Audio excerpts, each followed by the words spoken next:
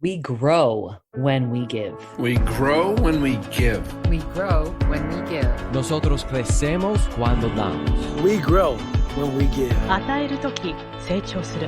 We grow when we give. Welcome to ROG, Return on Generosity. I'm your host, Shannon Cassidy. This podcast celebrates generosity at work, not financial giving valuable time, mutual respect, alternative perspectives, and genuine collaboration.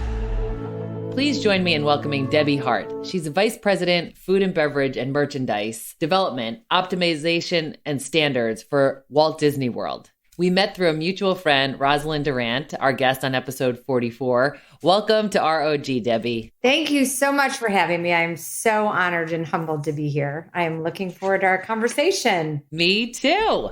So let's learn a little bit more about you. Tell us about Debbie. I actually am married to a man named Shel Hart, and he is a leader of a company called Max Living. And he is all into health and wellness and chiropractic care, as well as spirituality just as much. I'm a mom. I became a mom later in life. I'm a mom to twins. They are currently 6 years old and just finished up kindergarten. And it is quite the heavy schedule, but full of so many great moments because I am seeing the world through their eyes. I'm a stepmom to 3 older children that are off in college or working. So really good experiences I have on a personal level. And then from a work standpoint, I've been with Disney 30 years. I actually started on the college program. I had this moment where I was like, I saw this sign to go sign up and maybe work at Disney for a semester, traveled off to Disney for a semester, and it changed the rest of the course of my life. And I've been here now 30 years and started at the very frontline role and I have had the opportunity to go into various roles throughout the organization. And here I am today. Amazing.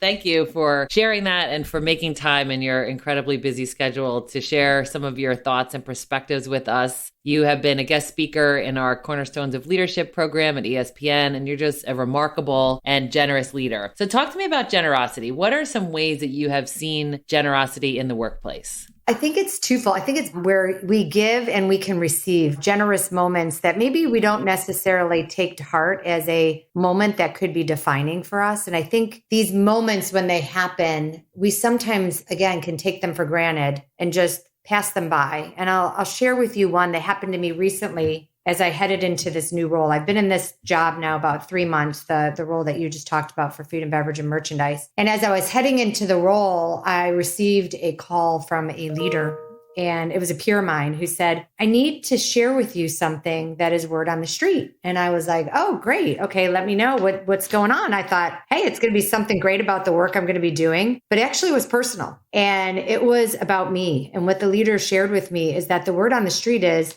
how did you get this job? You don't have the experience that some of the other players did that probably in their minds, they felt were more worthy of the role. And I said, okay. And the leader said, as you take that in, let's just talk about who you are and let's talk about what you bring to the table. And I want you to make sure as you go into this role, people understand who you are and what you bring that differentiates others that may be questioning why you got the role. I took that as a gift. And again, that could have been a moment I just passed right through. And I basically said, here's a gift that I have that I can figure out. How can I use this to help shape the thinking and perceptions that are out there? So I had these roundtables with my team as I onboarded, which I think is another generosity moment where I heard from lots of the individuals to say, you're actually going to spend time with us? And it was my opportunity for them to get to know me as their new leader. And I usually do these within the first 2 weeks within my new role. And during those conversations, I took that as a moment and I basically said, I want to address the elephant in the room. And the elephant in the room is that some of you are questioning why I got this role because maybe I don't have the depth of experience that all of you do. The individuals were able to speak back to me at that point. But what I shared is what I do bring and how I see us working together in this organization. One, you all are the subject matter experts. What I bring to the table are things that are related to leadership, whether it be people, process, large scale integration projects. But that's my wheelhouse and I'm here to help and not get in the way, but definitely make sure that I'm knowing enough in order to be able to support you. So yeah, that was one of the very great gifts that I received. Oh, without a doubt. As difficult as that might have been to say or to hear, I think that feedback is something that you model well, you believe in, you commit time and energy to. So talk to me more about feedback as an act of generosity. Yeah, I think sometimes we avoid feedback, and I'll call it the conversations that make people uncomfortable, because we want to be relationship based. We want everyone to like us. And sometimes we'll avoid what the conflict might be or could feel in the room because you feel like you're hurting somebody's feelings. But actually, in my opinion, you hear this word gift. It is a gift. And I'm giving you something to make you aware of how you can actually become better. And you can either accept that or you can put it on the shelf. It's up to you, just like a gift. I can accept it and use it or leave it be. I'll share a story with you where I was in a new role and I was talking to somebody about their career. And I said, tell me a little bit about what you're interested in. And they talked about an executive role. And I said, oh, that's great. Now, do you know what people are saying about you when you're not in the room, like what they've talked about for talent? And they were like, no, I'm just being told I'm ready. I'm an up and comer. And I said, well, let me share with you what is being said when you're not in the room.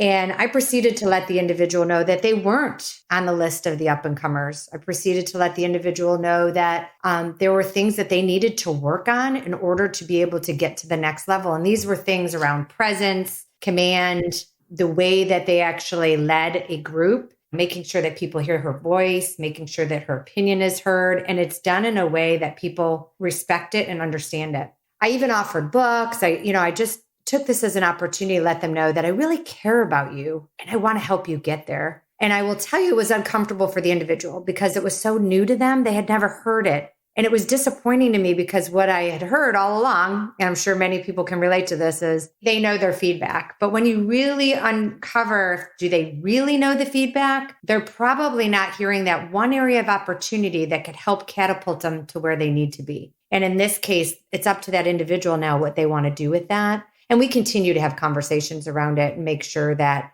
I'm checking in and helping her in whatever way that I can. And I've made my leaders feel a little bit more comfortable in order to be able to provide me that feedback because there's always opportunities that people need to work on. So even when people are uncomfortable naturally giving you that feedback on their own, by asking that question, you're inviting them to think of something. And if they're not prepared to think of something right there, I would imagine you follow up and say, well, think about it and let me know. Yes. And I've had leaders, believe it or not, above me say they're not comfortable giving feedback. So I have had to ask and say, I really want to know. Because again, that's my one nugget that I either, can work on and make better, or I can be self-aware that, okay, this is fully baked in me. I don't know if I'll be able to change this. This is part of who I am, but I'm going to be more aware of that. And I can actually turn that from an opportunity into probably a quiet strength. I so respect and appreciate your willingness and your openness to seeking feedback, making it comfortable for people to offer it to you, being reciprocal and being willing to offer others feedback. Has there ever been a time when you received feedback that you disagreed with? Yeah, as I think about that, I'm gonna share a story where it's recent. Actually, I've been working with someone who I went to and I said, I feel like our relationship is just not where it could be. If the two of us were working on all cylinders, we could do some bang up stuff. But for some reason, I just don't feel like we're hitting it. Can you share with me, is there something that I'm doing? Is there something that I could be doing differently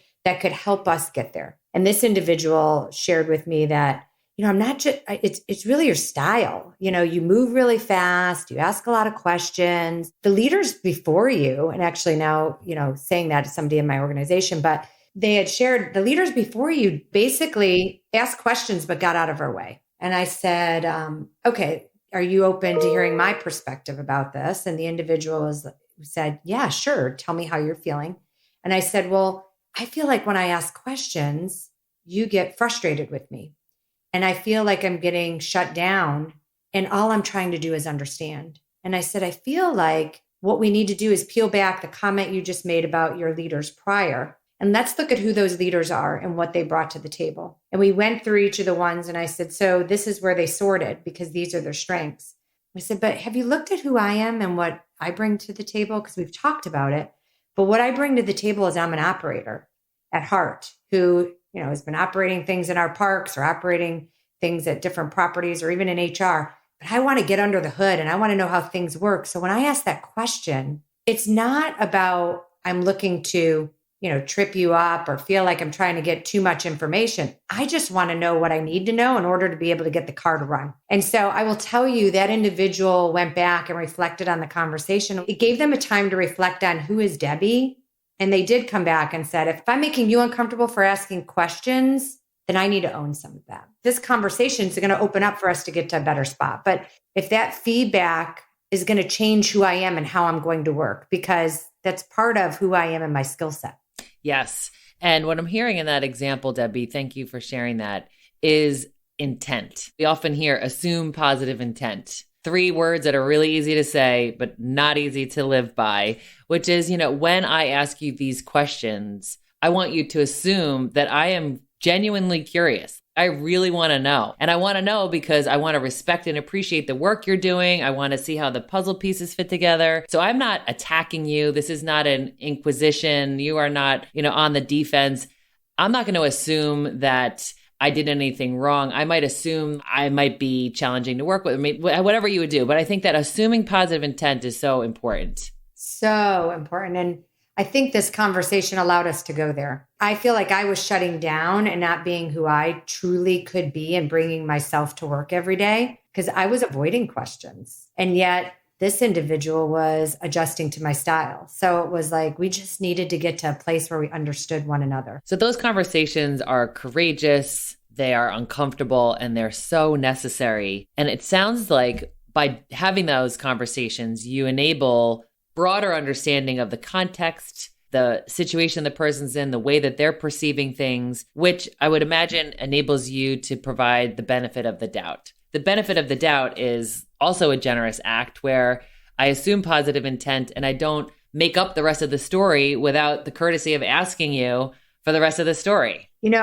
I love that because, I'll reflect on a story. We've obviously been through a lot with COVID. And during our journey for Walt Disney World, we had gone through some tough times, whether it was people were on furlough or we were migrating in and we had moments of layoffs.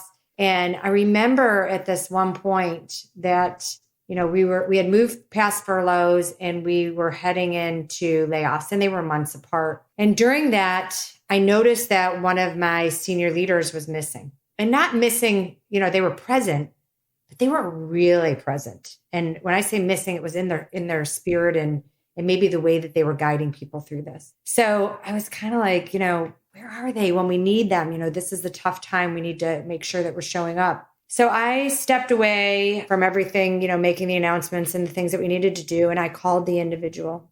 And again, somebody that I care about and just said, are you okay? Because I'm feeling like you're not present. And they broke down and they said, I'm really having a tough time. This is so hard on my spirit. I feel for people and it is hard for me to navigate this space. So I proceeded to have a conversation with the individual around obviously the resources that we have available to help individuals through that. But I also said, when you get in that space, people are looking to you and need you to show up in that moment. If for some reason you feel like you can't, please make sure you're reaching out to your leader or your leader's leader or even me to make sure that I am aware that you're not going to be able to do this. And we got to go wrap arms around your group because at that point, her group was kind of left out and we need to make sure they're taken care of as well. So, one, it was caring about the individual, but 2, it was also caring about the rest of the team, making sure that everybody felt they had a soft place to land. And the individual, I just said, if you need to take the rest of today, step away and, let us know if you'll be back in tomorrow. But if you come back in tomorrow, I need to be fully in tomorrow. And they said, okay, I'm going to take the day. And when they did come back, they came back full in and they said, I just needed some space. And, sometimes that's what people need.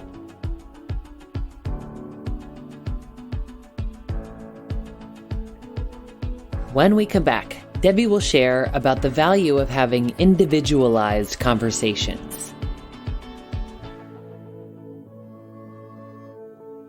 Introducing the brand new QuadPod Podcast Network. At QuadPod, we have a variety of podcasts that are as unique as you are. Visit QODPOD.com.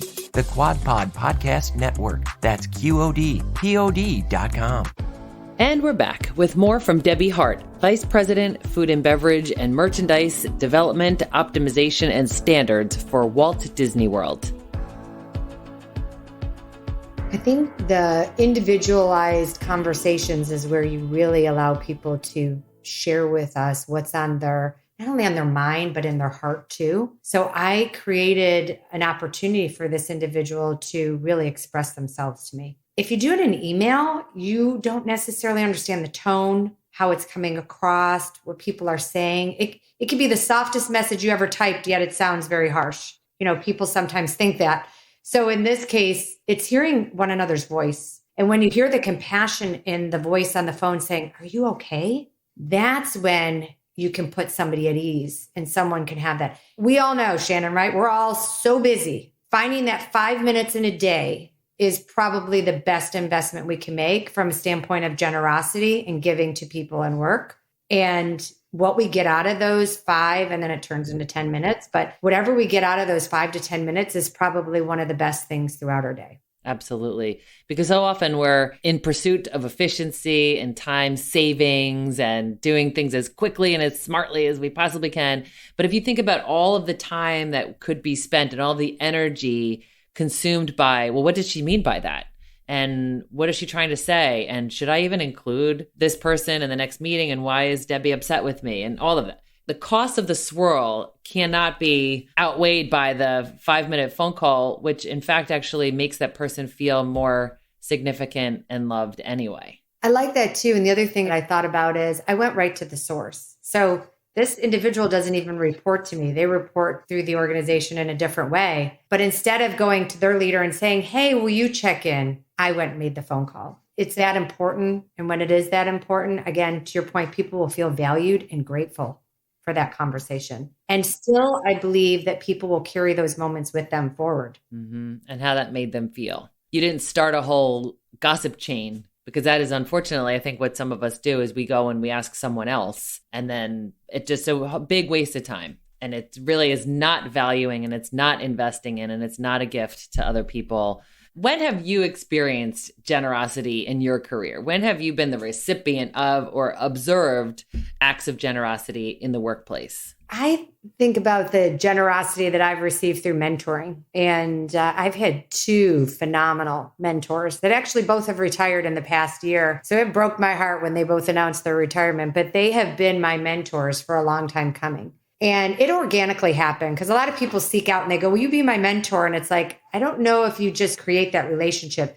It just naturally happened where these were the individuals that were investing in having conversations with me about career changes, things to think about, always gave me what people are saying when I'm not in the room, talking to me about what I wanted to do next, making sure that I was using my strengths in a way that I should. That has been the greatest gift because both these individuals changed the trajectory of my career from basic conversations to bigger conversations to make sure that they were helping me think about how my skills could shine in whatever that next role would be. And I went through mourning. I had to go through grieving when they were leaving, but that is probably where I've experienced a lot of generosity, not necessarily the tangible stuff, the gift of time from these 2 individuals. I am the leader that I am today because of them. That example is so rich and meaningful because I'm hearing that leader saw your value and reflected your worthiness, that individual enabled you to see your strengths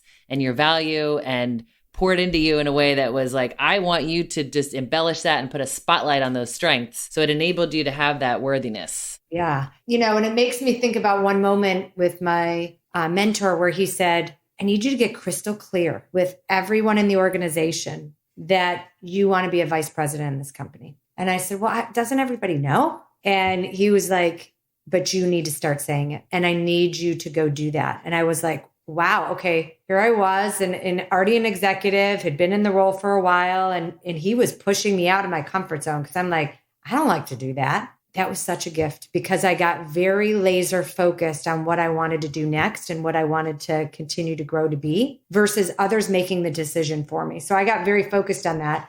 And that led to a role that I said to my leader at the time. My leader said, "What do you want to do next?" I said, "I want to be a vice president with Walt Disney World." And I said, I want to make sure that when you're talking the next top two candidates of who's going to be the next vice president, I want to make sure I'm one of those two. I need to go change jobs in order to be of those top two, because what I was missing was recent operations experience. I had been in operations, left operations, and I said, I need to get back in. And they were like, are you sure you have your operations badge? I said, let's do this. And I did. And that was such a gift because I went and had the best time of my life those 3 years. But in those 3 years, I changed roles 3 times in operations. And literally they came to me and offered me the next role I got was vice president. And it was compelling to see how I needed to start stating it and making sure that it was crystal clear and then aligning myself to that in order to be able to get to where I wanted to go. Such sage advice. And for all of us listening who recognize that that's an opportunity to be more clear and deliberate about where you want to go, to share it with everybody who would bother to listen, particularly those who are going to have a hand in the accessibility of those potential future roles. So being clear, being confident, being courageous, putting it out there. This is such awesome advice. Thank you. Thank you for that, Debbie. So talk to me about the benefits of generosity. We don't give to get, but there's so much value that we get from being a generous leader. Every day at the end of the day, I reflect on what was great in that day. And I know you and I share this with our gratitude journals. I write down 5 things in the day that I'm grateful for. And if I just scope my book and go past, there's things that have to do at work and there's things that have to do with personal. But when I think about the generosity in these moments, I get something out of it. And what I get at the end of the day is connections with people. And we're all wired for connection. That's what life is about. We're wired to connect with people. But I find it fills my cup when I give to others. You know, we give and then we receive. I feel like when I give, I actually receive more than when somebody just gives to me. I love the way it feels. And, you know, I think about these moments that I did, and it builds your brand too. Because I will say, even through COVID, here we are, we all got, go work at home. Never did it before. And I pulled a list of all my cast members at the time, and it was over 100. And I said, I am going to reach out to every single one of these. And I literally kept a checklist going. And I would call people and just randomly call them and say, hey, it's Debbie. And they were like, is everything okay? Did I do something wrong? And that's the first reaction. I'm like, no, I'm just calling to check in on you. And they're like, I've never had a vice president call me before. And the power of that, I get goosebumps right now as I say this, but I forget my title. But my title does mean something to individuals in the sense of somebody cared enough about me to call me. I think of myself as Debbie Hart. I don't think of myself as anything to do with my title, but that means something to people when you call and you take time out of your day that they consider very busy to ask them how they are. We talked about anything and everything. And I will tell you, when I was announced to move from that team about 3 months ago, it was hard on me emotionally. The notes that I got nothing was about the work that we did. It was all about the way that I made people feel. So when I think about generosity and what it comes back to me, it's the brand of who I am. And it is, no pun intended, Debbie Hart putting her heart out there for other people. Yeah, the perfect last name for you. You couldn't have planned that, but it is absolutely spot on.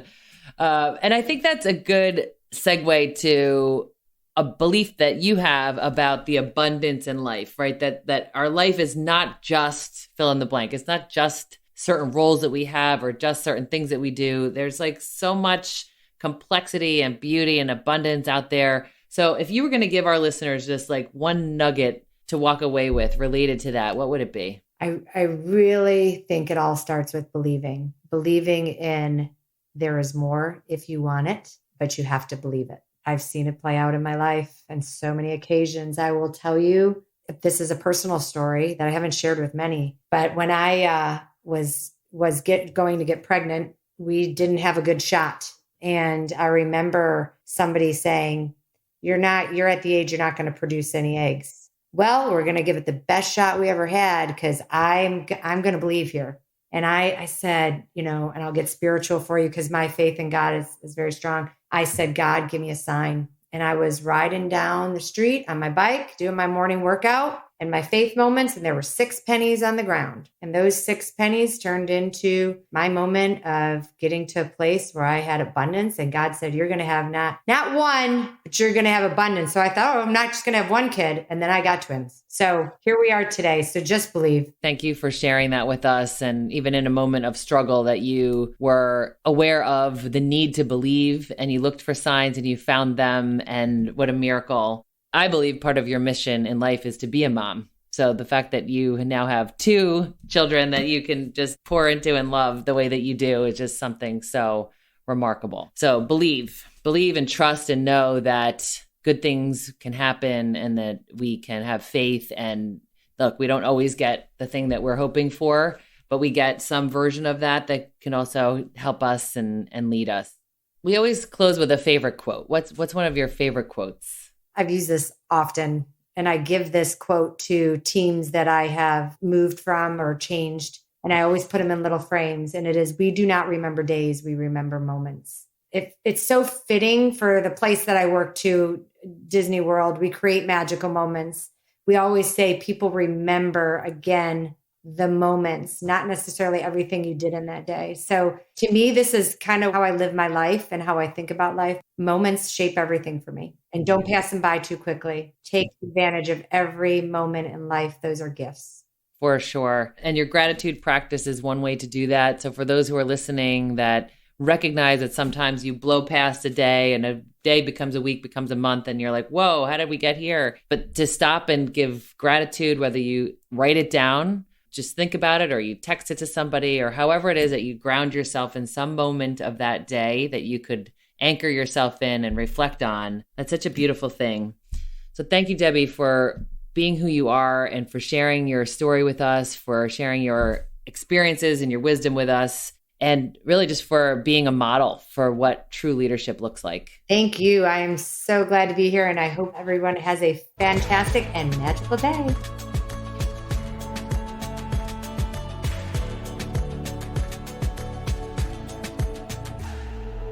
ROG takeaway tip: how to apply what we've learned to our own work and lives. Debbie shared valuable examples and stories about how to be a generous leader. Here are 3 practical things that we could practice in our own work environments. Number 1, seek feedback. 2, offer feedback. And 3, make personal connections.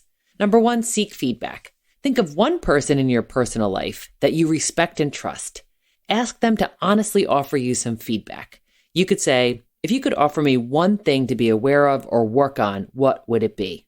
And if they're uncomfortable, you could give them some space by saying, would you be willing to think about it? And then we can meet later this week to discuss. I really want to know how I'm being perceived and how I can improve. Number 2, offer feedback. Who is someone in your professional life that you want to invest in? You've witnessed something that person is doing, saying, or being that's likely a blind spot. What is it exactly? What behavior or specific example can you use from the recent past? It's important that it's the recent past. Have the courage to share your observations with that person. Remember to avoid judgments and vague statements like, you seem frustrated or you seem upset. Instead, what did the person do or say that leads you to believe that they are frustrated or upset? What did that behavior make you or others feel? Number 3, make personal connections. How well do you know the members of your team? When was the last time you connected with them personally, checked in, wondered how they're doing, really? Ask them something about themselves. If you do this naturally with your direct report team, how about your peers or others in your organization? The valuable time that you invest in others has dividends. The greatest reward is the ability that each of us have to see and acknowledge another person, value them, connect with them. This week, practice being generous by seeking feedback, offering feedback, and connecting with others. Join us next week to learn from Shel Barmal, who is a teacher, mentor, and coach. Until next week, stay generous, everyone.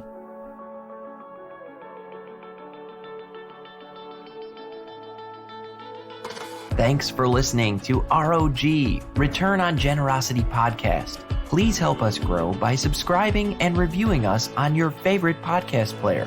And for more information, visit bridgebetween.com. We grow when we give. 우리는 나누면서 성숙합니다. We grow when we give. On rayonne quand on donne. We grow when we give.